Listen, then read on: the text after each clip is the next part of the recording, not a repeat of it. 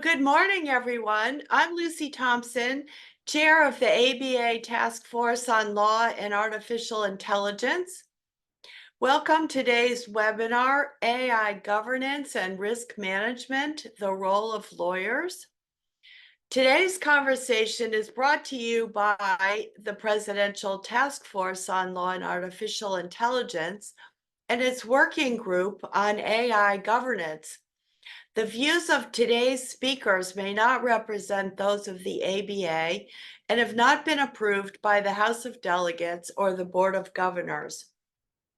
These opinions of our panelists do not represent their employers. We'll have a question and answer function turned on. Please feel free to post any questions in the Q&A. Live transcription for today's event has also been enabled.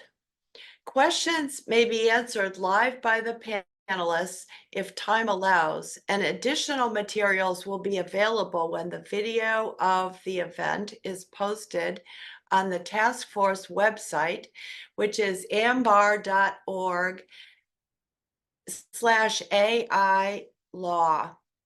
So I want to thank Trooper Sanders for organizing this webinar. Trooper is one of the special advisors to the task force, and he is CEO of the Benefits Data Trust, a national nonprofit dedicated to strengthening the social safety net through data, technology, and policy change. With over 20 years of experience spanning business, government, and the nonprofit sector, Trooper is a leading advocate for the safe and responsible use of AI, contributing his expertise to various forums and advisory committees, including the White House National AI Advisory Committee.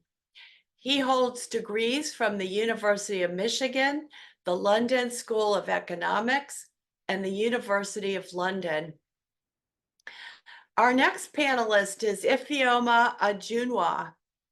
She holds a PhD and is an esteemed law professor and author, specializing in the ethical governance of workplace AI and automated decision-making technologies. As the Asa Griggs Candler Professor of Law at Emory University and a visiting fellow at Yale Law School, she has received numerous awards, published extensively in prestigious journals, and is a sought-after public intellectual and keynote speaker on the intersection of law and technology.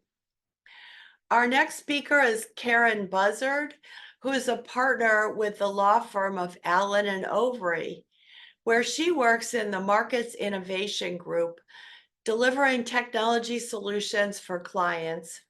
Karen has a background leveraging extensive legal technology expertise and a background in corporate debt finance. Catherine Fick serves as Associate General Counsel at IBM, where she advises on a spectrum of matters from ethical hacking to M&A deals and collaborates on data privacy and security matters. She also serves as an adjunct professor at BU Law School, co-teaching a course on cybersecurity law and policy. And our final speaker is Madhulika Srikumar, who is a program and research lead for safety critical AI, with a background as a lawyer and policy professional. She has spearheaded global partnerships, engaged with governments and tech companies, and conducted extensive research in digital rights and technology policy, including significant contributions to India's data protection law. So with this stellar panel, I'm very pleased to turn over the program to Trooper and look forward to a really exciting hour with all of you. Thanks so much for being on this panel. Hello, everyone. Thank you for joining us, and those who will be joining later. Thank you to the this extraordinary panel who really come at artificial intelligence and the law from different perspectives, but that I think will cover a lot around what does AI mean for the law, what is the effect of AI on the law, and how do we use the law to effectively govern and guide and contain AI. So why don't we just jump in and start with, let's just set the scene. I'd like everyone to speak to what does AI governance and risk management mean to you? Maybe start with Karen Bazar. Hello, everyone.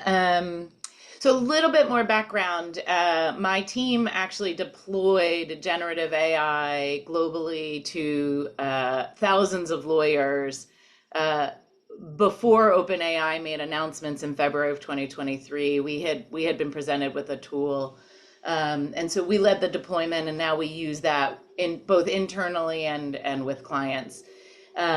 So I think good risk management when it comes, especially now with GPT technology, because it is a bit of pixie dust and everybody wants a little bit of it, is moving quickly, but also managing the risks. So you want to kind of manage key risks, so identify those key risks. For us, for instance, it was obviously protecting client data, making sure that we were managing major risks, for instance, like hallucinations, which I hope everybody understands, but I could explain if anybody doesn't, just ask a question. So good risk management didn't inhibit growth, but it managed the risks. So the way we were able to do that is we broke down barriers. We brought in key stakeholders and formed new policy committees, new risk committees, who could much more quickly make decisions. Because I like to say that, especially now in GPT world, it's moving in dog years. In 1 week, you can have huge developments, or I mean, sometimes we have 5 new use cases in 1 week's time. And if you're not nimble and you don't have good risk management committees who can move much more quickly than I think we ever had to move, you're not going to be able to manage the process. So I would kind of stress kind of risk management that can move quickly and balance the risk without inhibiting growth. Thank you. Madhu Srikumar, please. Yeah, firstly, a quick thanks to Trooper and Lucy and ABA for this really timely webinar. So what does good AI governance look like to me? So I think 2 key elements that a good AI governance regime would have to consider are the effects of an AI system working as intended and the effects of an AI system working not as intended, such as when it's misused. And often I think we forget about the former. So an example of an AI system working as intended would be, the increasing prevalence of AI-generated content on online platforms, over time. So this will inevitably impact our information ecosystem, how we trust information and sources, regardless of whether the content is AI-generated or not. So it's crucial to consider kind of the implications of this shift, how it might affect our ability to distinguish reliable information from misleading or false content.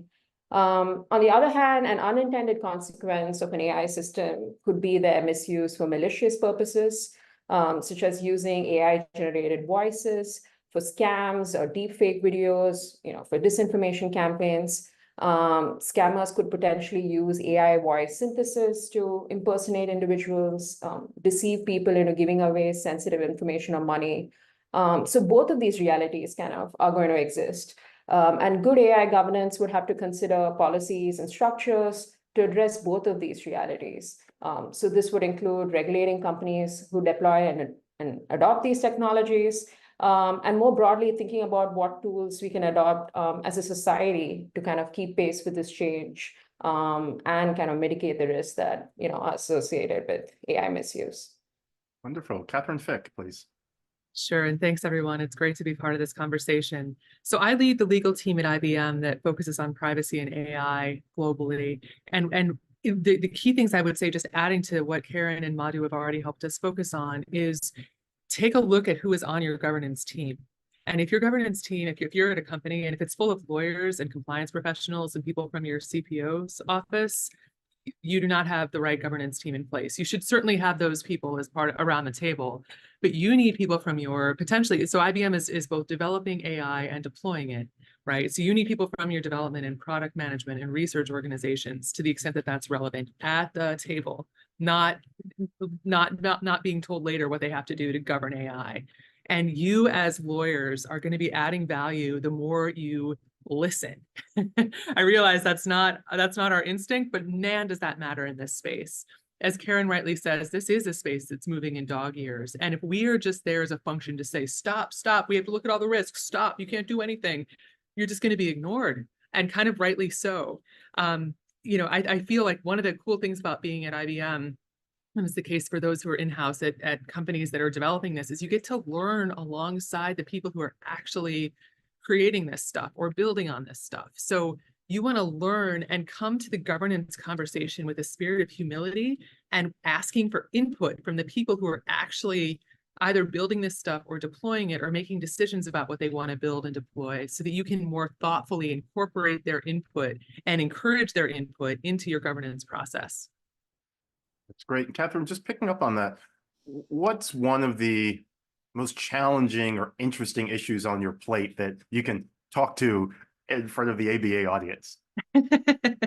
Sure. No, thank you for that, Trooper. And I'll just reiterate what was said earlier. These are all my opinions versus the opinions of my employer. But one area, as we talk about risk, as Madhu has teed up for us so nicely, is red teaming, right? Red teaming in the context of AI is really interesting because, so I before I came to lead the privacy and AI legal team, I was in our security business unit, and we did a lot of red teaming for clients in the classic cybersecurity context. And there, when you do threat modeling for, say, a bank, right? It was a more finite universe of like, who are the threat actors who are interested in banks, right? Okay, pretty clear profiles. And then how can they get in? And there are a lot of different vectors, right? But it was a different kind of activity. Threat modeling in the context of AI, whether it's an AI application or an AI model itself, or even a platform, is broader, right? Because you can have not just the classic threats of somebody trying to get in and then do bad things. You can also just have things, as Madhu was explaining, where it works in a surprising way. And sometimes those surprising ways are interesting, and sometimes they're harmful. So taking that into account as you think about your threat modeling in the red teaming context is really important. And that's where the stakeholders come into play as well. Hallucination, as Karen previewed, is certainly also relevant in the red teaming context too. We're in a really fascinating time in this space. I'm so glad that those who are attending are, part of the conversation too, because the standards that are being created in real time. I mean, NIST is in the process of creating red teaming guidance more specifically, but this is actually happening at companies as we speak, and we likely have a lot of representatives from those companies. So that's one area I would flag as being particularly interesting and a good opportunity for those of us with legal backgrounds to weigh in. That's really great. Karen, in the world inside the firm, what has been most surprising about deploying AI inside the firm? And let me just ask a provocative question. In the era of AI, are lawyers going to have jobs? Oh, I have a lot to say on this. So I think what was not surprising, but surprising was how this was the fastest deployment of technology we've ever had at a law firm. Very often we would roll something out, right? And, people would play around with it, and it wasn't all, it solved one person's problem, but not another. We did what we called safe deployment. So we did what we called sandboxes. And we would offer it to small groups. We would do training. We would teach them about hallucinations, and we had these rules on use. And we tried to make it fun. We used clever things like can't touch this, or like, so we had the rules and we would do clever things to so that people remembered the rules. So we were doing that, doing education, trying to do it in a fun way, and it actually just gained such traction that people were coming to us for the first time ever at the firm and saying, I heard about the technology that team you rolled out to them. Can we use it? Right? Never had reverse inquiry, right? So that was part of kind of the deployment. Then we went through the fear of I'm going to lose my job. And often the answer that I gave people was, can you try it before you kind of tell me that? Give it a shot. Look at the rules, think through and many of the naysayers very quickly came around to, okay, this isn't replacing my job today. It's a much better tool than we ever had in the legal AI space in the past. But it is really just an efficiency gain. We're seeing efficiency. You still need a lawyer to check it, especially because of hallucinations. You need kind of we call it an expert in the loop. So it's a great starting point. You may result in a non-blank screen. The funnest part for me is that it's become part of our vernacular. So I'll have a junior associate come in and say, so I checked with Harvey and I checked its sources and I think this is the answer, and it's great because they're coming to me a lot faster. They're coming to me with a bit more substance than maybe they had in the past. But it's not at today's stage replacing the lawyers. I am starting to see different career paths. I don't know if you want to pick that up later or now, but I see a future with different career paths, but today, no, it doesn't do fully what a lawyer can do. It gets you some efficiency gains. What are a couple of those new career paths that you're seeing? Yeah, so we have, for instance, I work in the Markets Innovation Group, and so it's a group of lawyers and technologists and developers, and we develop tools specific to client needs. This was the first internal deployment we've ever done.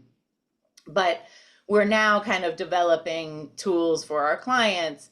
So we have lawyers who went to law school, but are now part of our development team. And they're so key to our practice because they understand the law and the contracts and they understand the coding. So there's that. And I was just on the phone an hour ago with an associate who has become probably our best prompt engineer. He really knows how to ask the questions of the AI. And it's because, he's been practicing for a couple of years and he really understands the documents he's prompt asking. So he's become kind of our key go-to when we need to do or develop diligence style projects for clients, because he really grasps that. So he's kind of starting to split his practice a little bit in more a traditional and kind of this AI space. So I'm seeing it happen organically, but I think you're still always going to need an expert at this stage in the game. That's great. And Madhu, you're a leading AI safety at the partnership on AI. And one area that you're working on is around safety critical AI. Can you just first define it and talk about it? And then why is safety critical AI relevant to lawyers today? Yeah, before I launch into this, I feel like Karen should set up another webinar with your prompt engineer colleague. I think we can all definitely use that. So Trooper, back to your question. So safety critical AI is essentially this idea that AI systems whose failure or malfunction could result in significant harm to human life, property, or the environment. So these systems could be used in industries such as healthcare, transportation, energy, defense, where the consequences of AI failures can be severe. So one, obvious example is, autonomous vehicles, maybe soon in medical diagnosis. Kind of one note of clarification here is, safety critical AI has not reached mainstream adoption. So the dependence on and use of AI systems are expected to increase further in the coming years. And this growth may not be limited to generative AI as we now know it, such as large language models or image generators. Many AI development companies are considering what's called agentic systems. So this idea that systems that can directly execute commands in the real world or actions on the internet. So one simple example would be like, instead of me setting up a calendar invite, I would just have an AI assistant that can set up the calendar invite, take notes from that meeting, summarize, and kind of share it back with me. So elements of that are already possible right now, but I guess the future would be like one system that goes from text to a task or an action. So I think in terms of how it's relevant to lawyers, I think, even as we think about copyright, liability and accountability is going to be a huge piece. Lawyers will have to play a crucial role in determining when safety critical AI systems fail or cause harm. They'll have to help establish legal frameworks in specific industries that assign responsibility to the appropriate parties, and help affected parties seek compensation for damages. And of course, regulatory compliance. I think we'll have far more specific guidelines to work with very soon.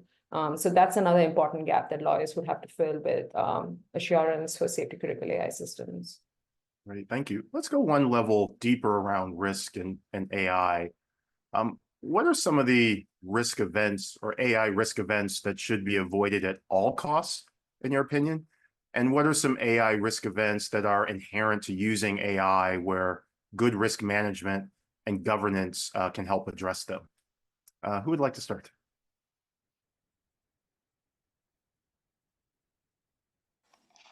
I'll start. I mean, listen, I think one of the key risks is making sure you don't lose proprietary data, right? And so, how do you manage that? You also, especially, as at a law firm, it's not just, oh, does it get out into the internet? Is some system using my data to train and I'm not aware, being on top of those kinds of things. Also, if have you agreed with a client or a customer that their data may not be used in that way? So there's so much around data, and I'm sure Catherine probably can speak even more eloquently on that for me. But so, the proprietary data getting out of a ring fence is, to me, kind of the biggest fear, and making sure that you're kind of meeting your customers' needs.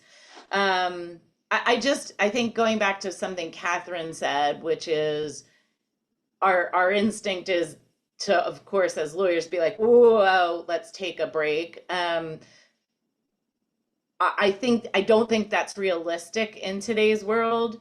There's so many tools coming out. So if you don't offer a tool for a solution to a stakeholder who has a tool that's available to them, they might go and use it anyway, because there's so much available out there. So I think you really do need to kind of weigh the risks and the benefits, and come up with a solution that works. So anyway, to me, that is kind of the key risk that keeps me up a little bit at night. Great. And then before our next person responds, we just now want to encourage our audience to please post your questions. we'll go to questions next. But yes, Catherine or Madhu. Sure, I can weigh in, just building on what Karen has said. The risks, and this is an unsatisfying answer, but it's really true. They really depend on the use case. You know, I use a classic example from privacy. A list of email addresses is generally considered business contact information, not that big of a deal. But in the wrong context, like let's say it's a list of email addresses from a medical practice of people who've just gotten a terminal diagnosis, right? Now it is suddenly a lot more significant.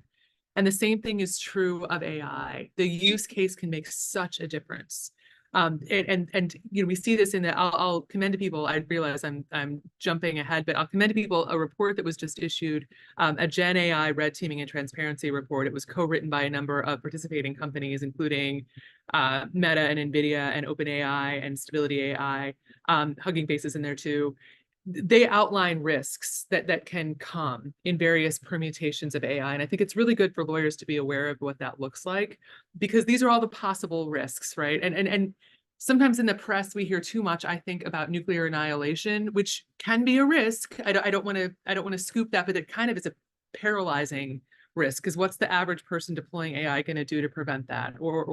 So focusing people on the specific use case. And transparency is part of this too, so that if you're using a particular AI application and they disclose what their validity testing showed, right, you might rely on that a little bit less or with more human oversight, which is certainly appropriate, you know, as opposed to just kind of punting all decisions to the AI application and then hoping for the best, right? That's all part of the same conversation, but the use case really matters. Madhu. Yeah, I think just kind of a call out, you know, I almost think the risk event gets a lot of attention, right? Like to Catherine's point, you know, world-ending scenarios that AI could potentially cause, I think they get a lot of airtime. But just going back to something I said earlier, which is, what about AI just working as intended, right? So we can imagine, you know, this is kind of the scenario that Karen was sketching out specific to the legal industry.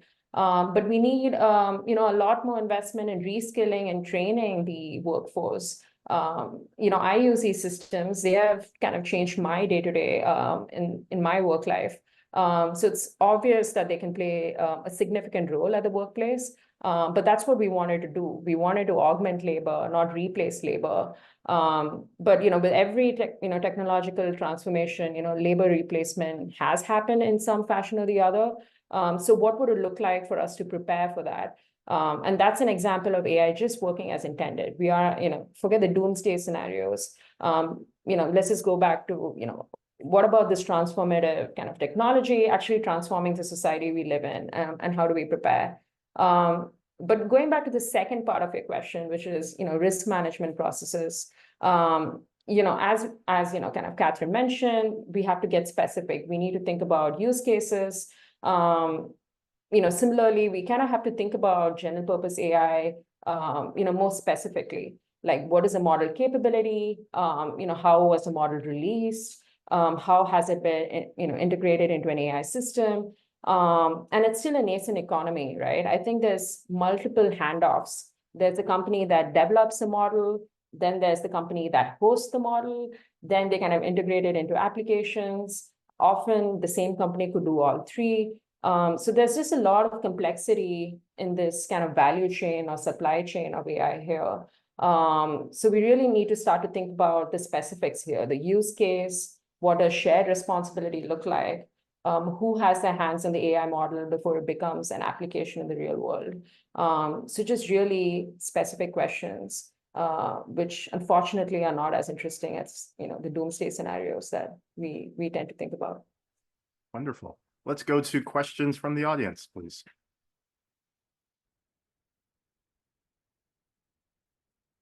Let's see. All right, so we have a question here from the audience, and this is from the general counsel's perspective. What are the most impactful use cases you've seen?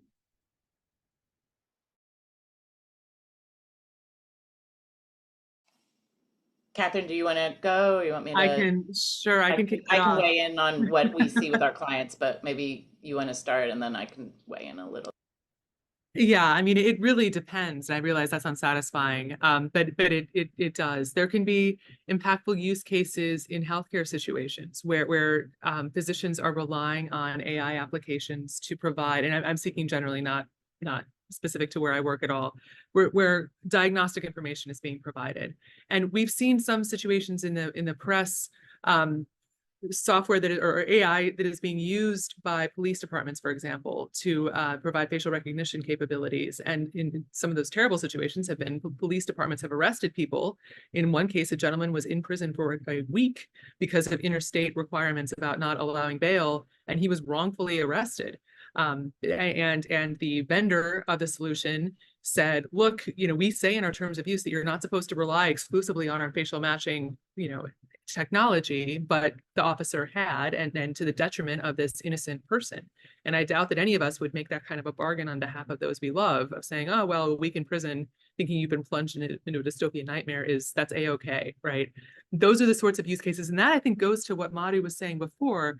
Sometimes it's as intended in the sense of this face looks a lot like this face, and the user is supposed to, though, apply judgment and not just defer to the output of the model and say, okay, therefore we're going to arrest this person. Those are the problematic situations to keep an eye on, where you have, even as intended, right, can lead to really consequential outcomes for individuals if it's not actually used that way or used in practice that way. I was gonna be a little more boring. Basic contracting.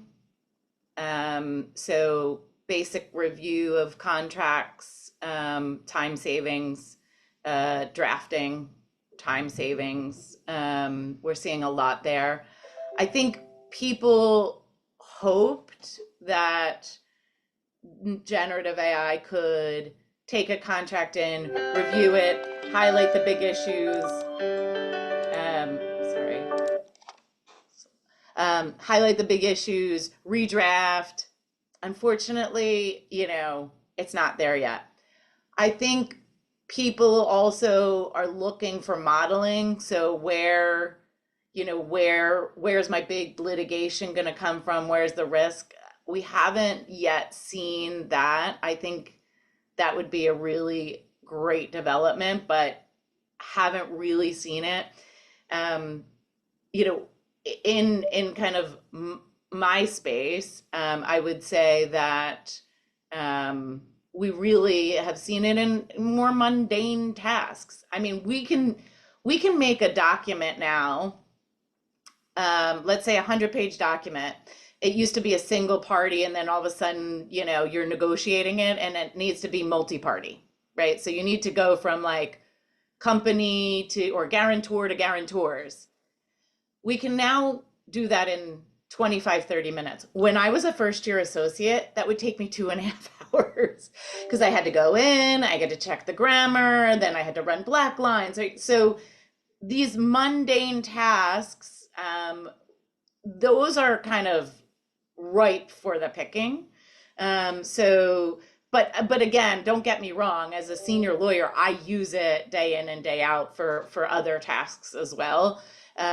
So I see a lot in contracting, or documents, documentation, from a boring perspective. So, Thank you. Next question, please. Sure. So Lucy Ellis asks, how do you encourage attorneys to verify Gen AI results, since they often perceive AI as efficient and may rely on it prematurely and unintentionally cut corners?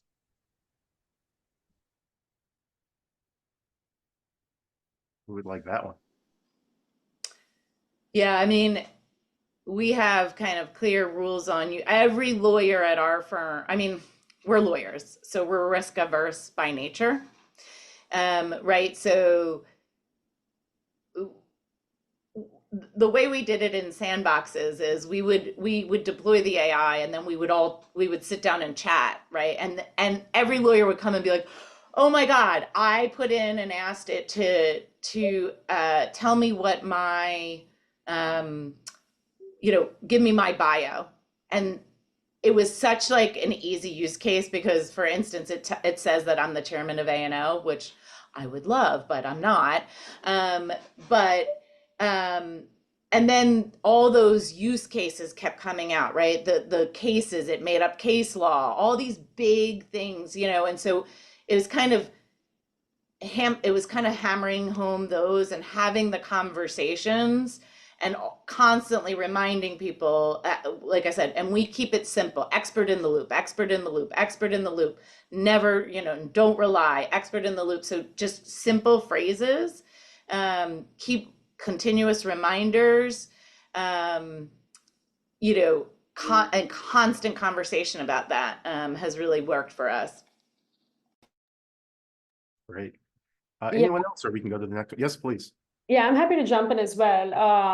I think one of the things that I do, and I recognize it might be more challenging in a law firm where perhaps there's a sanctioned kind of generative AI model that the firm recommends. But I often use a lot of different models. I mean, by models, I mean like generative AI kind of solutions.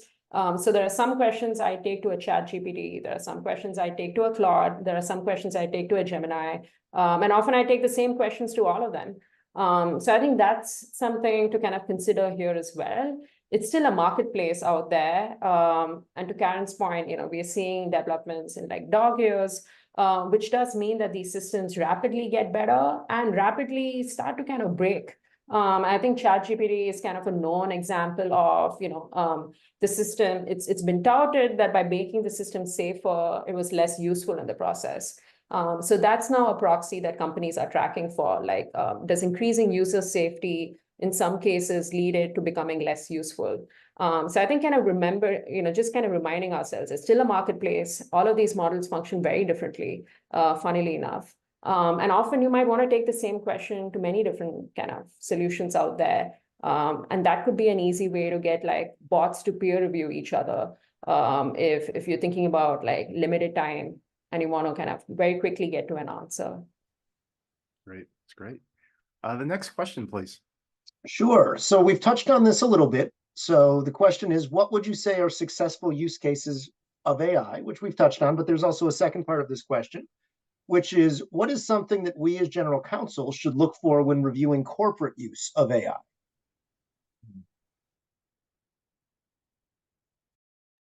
So I can take an initial stab at that. I guess going to what we've been talking about today, think about, and I'm sorry, because this is where everyone's brain goes anyway, as Karen said, right? We're lawyers who are risk averse.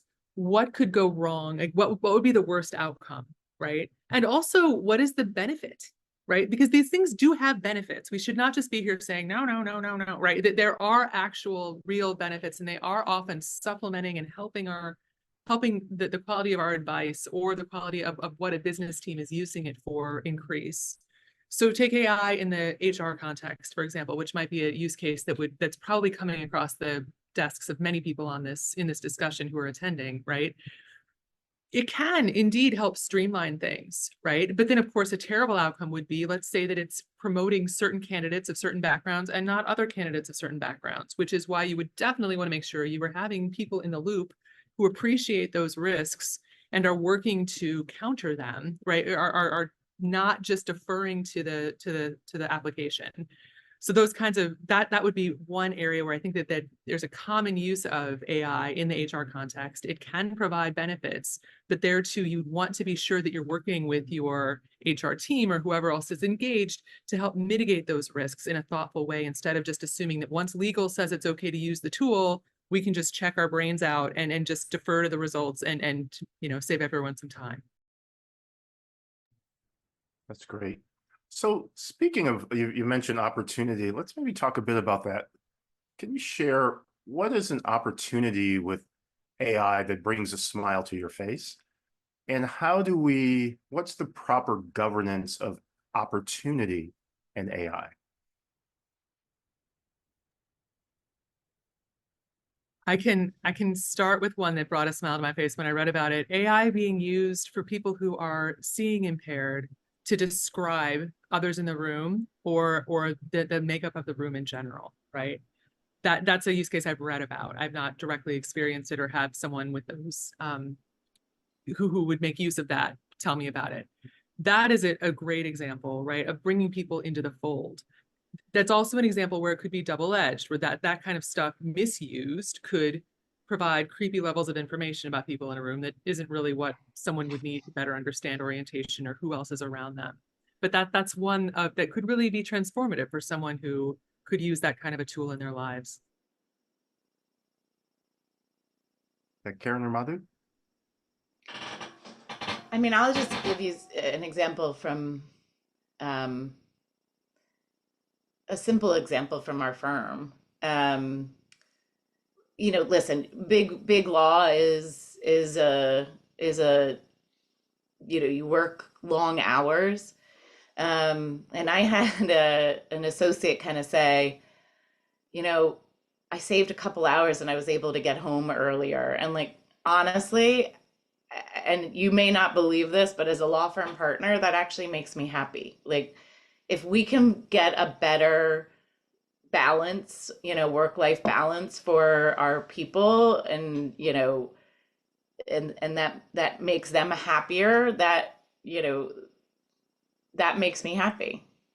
So I think that it's going to transform industries in good ways, you know. And, you know, I mentioned, you know, these silly little things like plural versus singular. You know, we used to have people churning on things like that, and you don't need that anymore. And like, and that's a waste of time. And it's nice that like somebody could do that now in 30 minutes and then be home. Great. Yeah, I think thinking about opportunities, I think something that rings true for me, and this is like, you know, I'm not suggesting this is, you know, transformative, you know, like the use case that Catherine mentioned, but just the use of these systems for reading and comprehension. So I think the concerns of hallucination are real. I acknowledge that. But often what these systems also afford is you attaching documents and having that system kind of give you a summary of the paper that you just attached. Or helping you kind of think through. You could literally put an offer letter in there and get a sense of whether this is the right kind of salary for a particular region or like a particular industry. So in a weird way, much like all of information, this information is empowering too. So you can find a way to use the system to kind of get hold of, you know, information and, you know, kind of approach decision making in a way you might not have before. So if you're kind of considering, you know, how to decide on a particular scenario, you can have it listed, you know, the pros and cons. So much like I think a lot of kind of knowledge systems that, you know, centralize knowledge and share it with, you know, the rest of the world, like the World Wide Web did, these systems afford another way to kind of process information that you don't have to kind of consider all on your own, which I think is incredibly empowering once everyone gets to play with these systems. Great. Let's go to another public question, please, or audience question. Sure, and this is covering a couple different questions that I'm going to combine into one, but it seems to be a similar topic for the morning. So the question is, how can lawyers who are solo practitioners or small firms without the IT and support resources of large firms take advantage of these programs without compromising confidentiality and clients' proprietary information? Who would like that? It's probably to me, it's law firm related.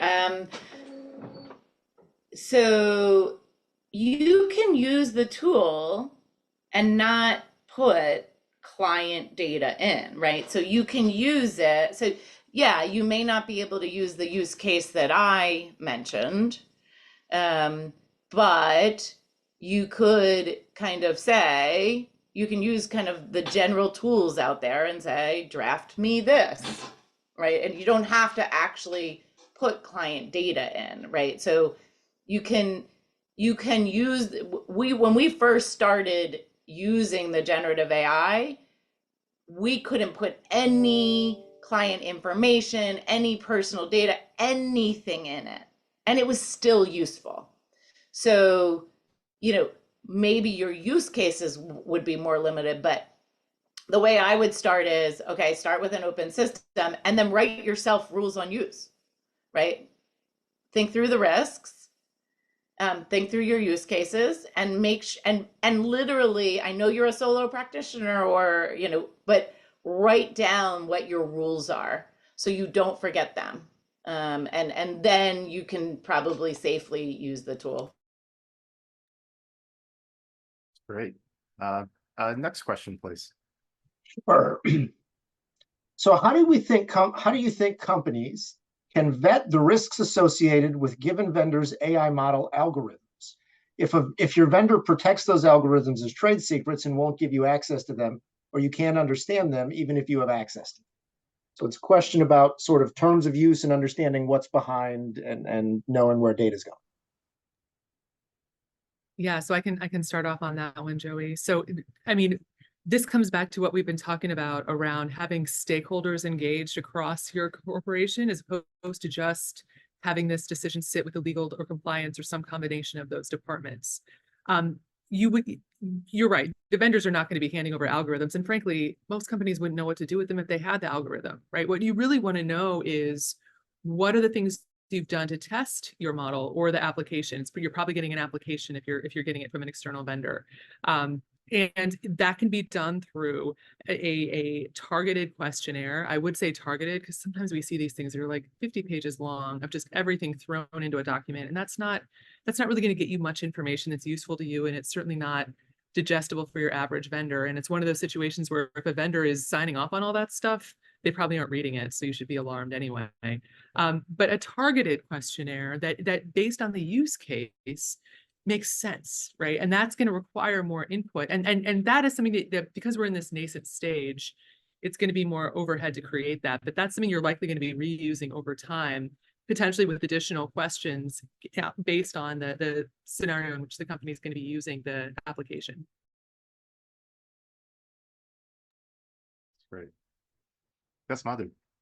Yeah, I think this is kind of a heated conversation. As Catherine mentioned, this whole idea of open systems and closed systems, and how should AI models be released?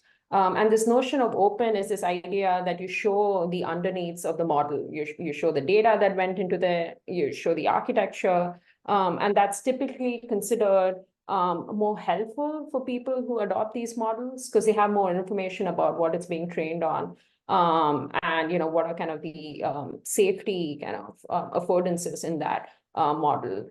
So I think as systems, if models are more closed, then those companies have a bigger kind of responsibility to share more about what are the measures they took to make that model safe. So the person downstream of that actor adopting that model is empowered with the right information. Or you could make more parts of your system open. Let people who are downstream of you kind of investigate the systems themselves. So those are kind of the competing approaches. If you go closed, you'd have to offer up more supplementary information, or you could just go open. You could share how the model looks, and then have downstream adopters, play around with it and figure out how it works. Great. Maybe one final question from the audience, then I'll have a wrap-up question for the group. Sure. So another question about sort of AI adoption within firm settings and corporate structures. And one question is, do you recommend working with an AI consultant or a homegrown law firm governance, or a mix when applying AI policies?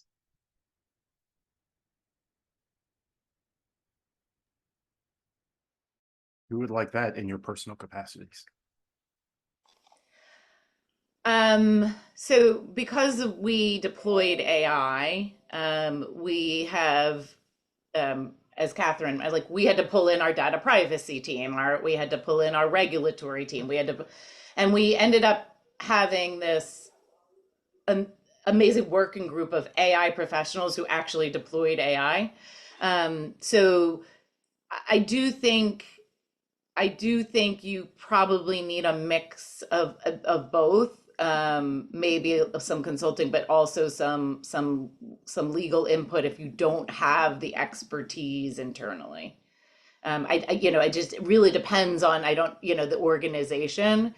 But, you want to have people across the board who are thinking kind of the risks, but also are thinking of the benefits. And we were lucky enough to have people who were the risk, who were thinking about the risk, but also were getting the benefit. So we got lucky in that sense. But so I think it's probably a mix. I would think the consultants would probably be more on the, identifying the benefits and maybe helping you find the holes, but you definitely need people who are thinking through the risks from a legal perspective. Anyone else on that one? I can just say Yes. too, yeah, it really depends on as Karen says, on the level of expertise you have within your organization. It can be useful to work with an AI consultant and get their input. It can also be useful, frankly, in the context of conversations like these, to reach out to colleagues in the industry, right, legal colleagues, and see what they've seen, and also what they've found effective in meaningfully helping you to target risk, instead of just kind of taking a scattershot approach of every risk under the sun might be relevant, so let's hide it under the table, right? Which is not what the outcome that any of us would want. So a question to all of you, two parts. If you were starting law school in the fall or in law school right now, what would you do? What would you have done differently if you were a student right now, given the age of AI? And second, what is to keep up with the dog years of AI, what's the one Twitter account, or X, I suppose, Scholar, other tool that you use just to try to keep up with everything that's going on?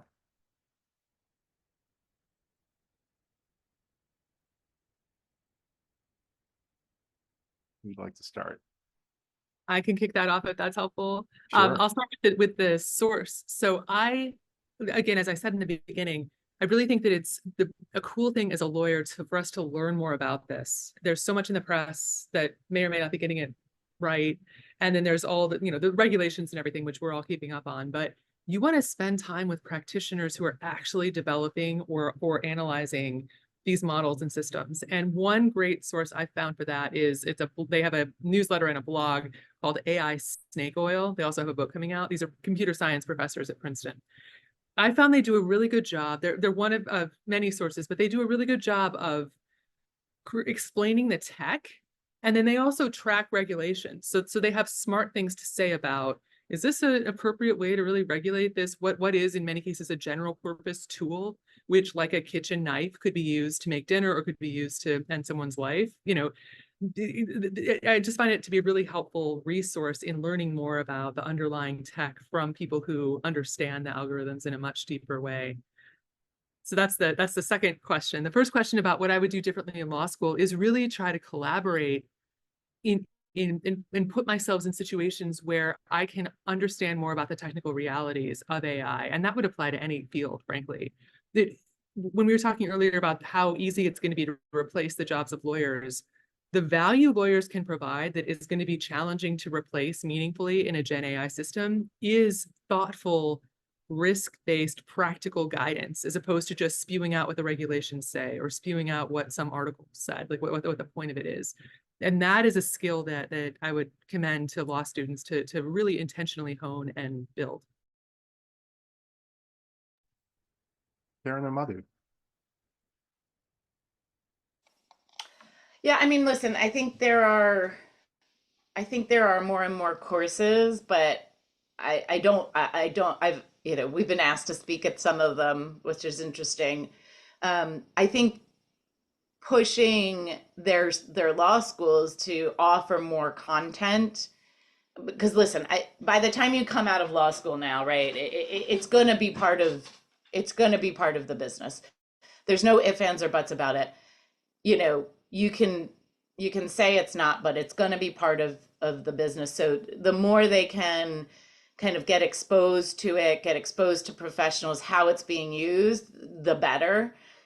So making sure that, your law school's providing that content and ahead of the game. And if it's not, like, take on the leadership, right? Like that will not hurt you in your career coming out of law school.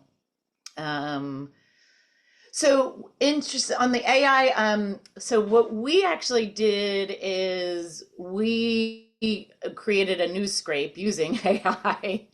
So I get a news scrape on a weekly basis, using certain prompts of all the articles that have kind of come out. So that's how I'm kind of keeping on top of things. From a just general legal background perspective, I've always liked Richard Susskind. He writes on kind of technology and the law. I've seen him speak. I do like him. So he's somebody I tend to follow. I know we're in the last 3 minutes, but just kind of building on what we've already heard, the law's not going to answer all the kind of ethical conundrums that are going to come up. I think there's going to be, so many ethical questions around the development and the use of this technology. It's going to be really hard for a law which, it's more generalized, applies to more context, to have like specific answers to. And I think that's where lawyers can play a really important role. Thinking about ethical conundrums with technologies in the past, what's the kind of society we want to set up for the future, and how do we answer these kind of decisions? I think lawyers wield a lot of power in kind of mediating, what we now know and, how we'd like the world to be. And I think that's a real opportunity here for lawyers to kind of start thinking about it as early as law school. And just kind of a last plug, I think the cultures are really different. The culture in law and the culture in tech. And I think that kind of yields a lot of different kind of realities, which I think lawyers should be attentive to. Because I think the AI culture is unique, and kind of not divorcing the impacts of AI from the people who build it and the culture that they have developed, I think is really super important. Wonderful. Well, thank you. Thank you so much. Thank you to all the panelists. This has been great. We've covered a lot. I will now turn back to Lucy to close us out. Oh, thanks so much, Trooper. Thank you to all our panelists for this terrific program. And thank you to our guests for joining us today and for your excellent questions, which kept the panelists busy for the entire hour. Our next event will highlight women who are leading the way at the intersection of AI and IP law. The program will be on April 25th at 1 p.m. and it's titled Unraveling AI's Impact on Intellectual Property, Expert Perspectives. Registration for that program can be found on the AI Task Force website. And I want to mention that one of our goals for the AI Task Force has been to create a diverse environment, including diversity of participants, speakers, practice areas, and expertise. So special thanks to Trooper for creating this diverse panel and for recruiting these awesome women as speakers. You're surrounded by some really wonderful experts. And I also want to let you all know that we have an upcoming white paper on law school curriculums and AI from the Legal Education Working Group that will be published on our website. And the event of today will be available on demand on the AI Task Force website on Monday. So join us on ambar.org/AI law, and please come back for all of our future programs. So thank you so much to you all, and have a great day.